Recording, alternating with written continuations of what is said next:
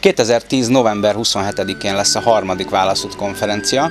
Abba fog különbözni az eddigiektől, hogy egy témát adtunk neki. Tehát az összes előadó, illetve minden program az a harmónia köré fog szerveződni.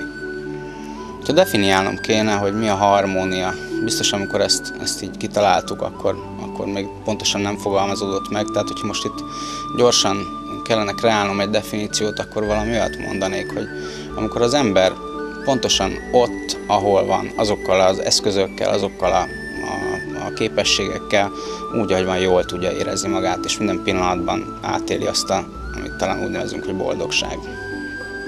Nekem egy ilyen saját személyes élményem fűződik ehhez, hogy ugye én is értékesítési trénerként tevékenykedem, hogy felkészítjük az embereket a különféle értékesítési szituációkra.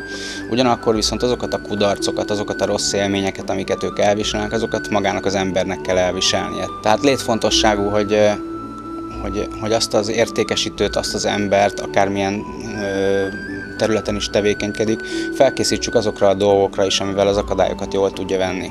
Van egy nagyon jó barátom, akivel a múltkor pont beszélgettünk, és ő mondta azt, hogy ő ezt az egészet vizuálisan úgy képzeli el, hogy egy háromszög, aminek a csúcsain van a munka, a család és a barátok. És akkor érzi igazán jól magát, amikor valahol középen helyezkedik el. Tehát nem mozdul el nagyon egyik irányba se, nem dolgozik nagyon sokat a családja vagy a barátai rovására, de az sem jó, amikor a munkát elhanyagolja, mert éppen csak a családjával foglalkozik. A válaszút konferencia talán pont ebbe tud mindenkinek segíteni, hogy az egyensúlyt, a harmóniát hogy tudják megtalálni.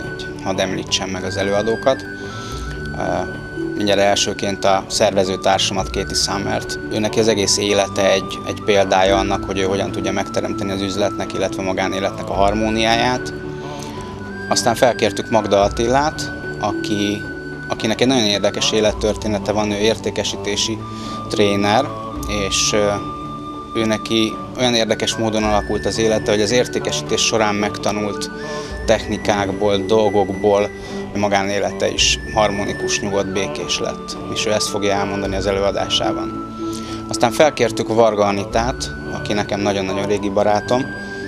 Ő MLM üzletet épített, illetve most már harmad magával egy saját MLM vállalkozása van, és ilyen módon egy hihetetlen gazdagságot tudott felhalmozni egyrészt magának, illetve azoknak az embereknek, akikkel partnerként együtt dolgozik. És ő arról fog beszélni, hogy milyen az, amikor egy nő saját erejéből gazdag lesz, és ugyanígy meg tudja teremteni a magánéletnek, illetve a munkának a harmonikus együttesét.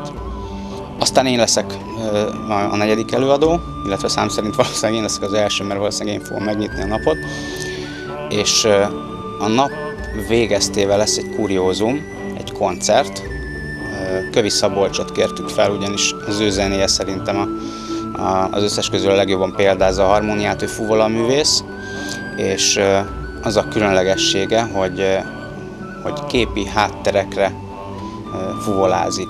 És az a zene, ami így most a háttérben hallatszódik, az az ő szerzeménye, és ez a koncert fogja megkoronázni ezt a napot. Én azt hiszem, hogy tényleg egy olyan világban élünk, és főleg most ugye a gazdasági helyzet sem kedvez ennek, hogy mindenki próbálja begyűjteni azokat a dolgokat, hogy mitől lehetne hatékonyabb, mitől kereshetne jobban, hogyan tudná kifizetni a csekkjeit, de pont ez a legnagyobb veszélye ennek, hogy ilyenkor elfeledkezünk arról, hogy vannak ennél sokkal fontosabb dolgok. És egészen addig, ameddig valaki nem találja meg a középutat, nem találja meg azt, hogy hogyan tudja az egyensúlyt megteremteni, addig igazán nem tud olyan jól működni maga a pénzszerzés. Ezért én úgy gondolom, hogy november 27-én ott kell lenni mindenkinek a Platanus Hotelben.